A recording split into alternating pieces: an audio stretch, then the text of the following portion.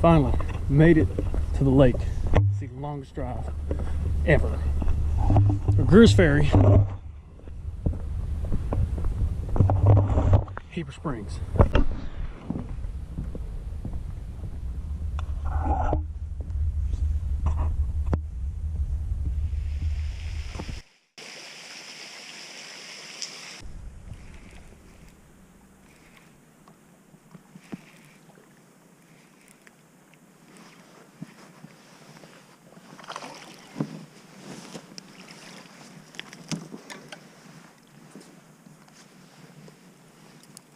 Look at that.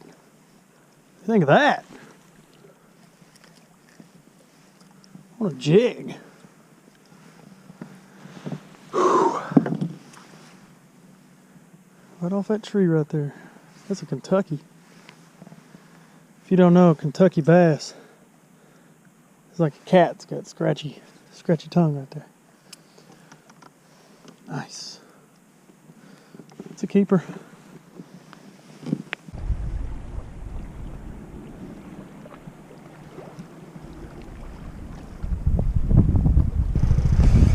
Here we go.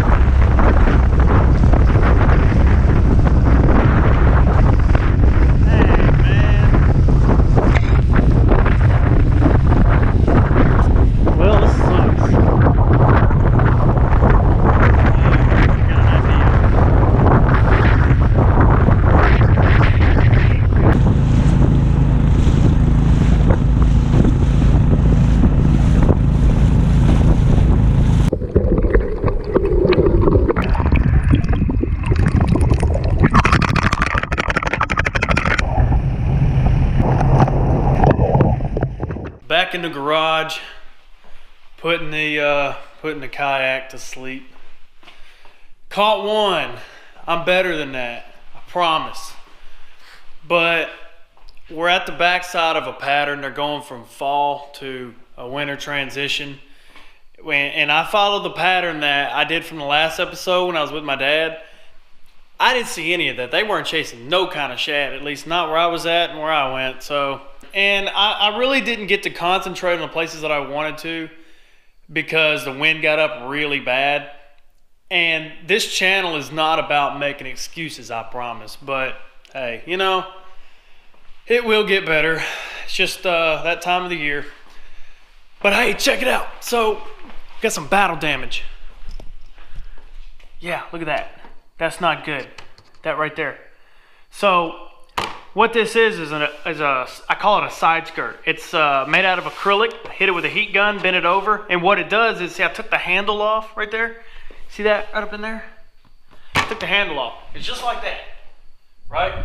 But I can't lift this thing anyway with all this stuff on it. Now, what it was doing though is, if you look right here, the water was hitting that and coming right up into me, and that was terrible. So I designed this to kind of channel the majority of that water right down through here, out here, and mainly exiting right there. And also it streamlines that water to go right through there and just come out right here. Makes the boat faster, makes it glide through the water better, and it keeps me dry. So about 95% of that water, every now and then, I mean, you know, the water level is, I mean, you can see it. I mean, the water's right here, and the top of the, I mean, you're only talking a few inches. So there is a little bit of spray, but it's not too bad. And that helps a lot, but that's not good. I think it's okay for now. We get in some wind or some big waves, it might just rip that off. I'll have to get a new piece of acrylic. Same thing on this side. Just on that back screw. May want to rethink that design a little bit. That's not really a good way to do that, but hey, we'll figure it out. So, by the way, if you didn't know, if you haven't seen my first couple of videos where I try to explain this thing, this is a Jackson kayak, okay? Jackson big rig, all right? You can buy this basically from Jackson, obviously, But you can also get this from any kayak store. They probably sell these, more than likely sell these. But you can't buy it like this or with this, especially with that. Okay, this entire thing is custom. Okay, I built all of this. Now I had a little help, like with this thing, but this is completely my design, all trial and error, and completely do it yourself. If you can't tell, all right. But you can't just, a lot of people think, oh man, where'd you buy that? Well, the kayak, like I said, you can get from kayak stores or Jackson themselves.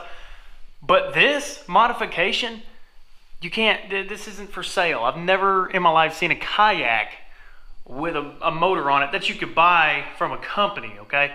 I've seen people on YouTube or whatever. I've seen it done. I've never seen one like this. This is the only kayak like this in the world that I've ever seen. And if there's another one out there that's got a trolling motor on the front and the gas motor on the back, man, hit me up. Let me know. I've just never come across something like this. Basically a plastic bass boat, honestly. And like this. That's all me. I mean, kayaks don't come like that, man. They're not meant to be this way. They're not meant to have a dash, dude. But I did it because it was cool, and I like tinkering with stuff, and there you go. Got carried away. Now, I want to show you something. This happened the other day. All right. Look at this. Get down on the floor. Look at this. This is my prop. Look at that. Get that.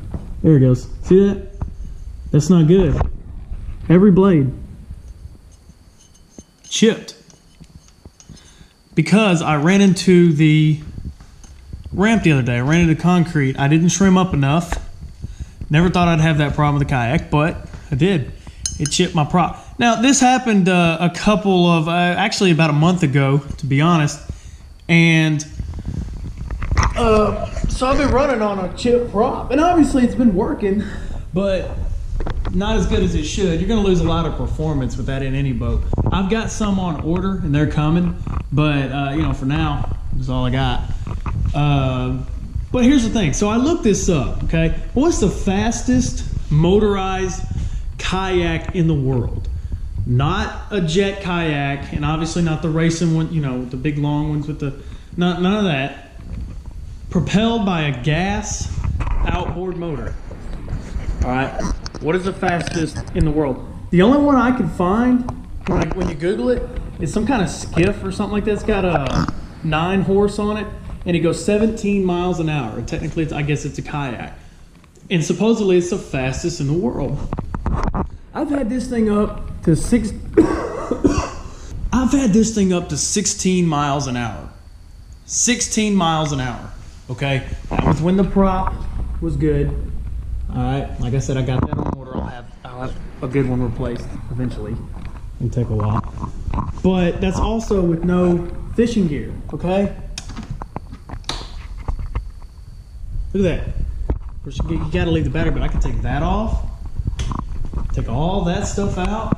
Take that out. I always carry tools with me back here just in case something goes wrong. I could strip this down. I mean, dude, this thing could go 20 miles an hour. So as soon as I get the opportunity, I'm going to go ahead and I'm going to look more into that and make sure that's what the actual record is. And I'm going to try to break it. Why not? Hey, it'd be fun, right? And I know this thing can do it. So if that's legitimately the record, we'll break it easy. So anyway, I know this was a short one, anticlimactic, and like I said, I'm better than that. I can catch more than one fish. I mean, come on.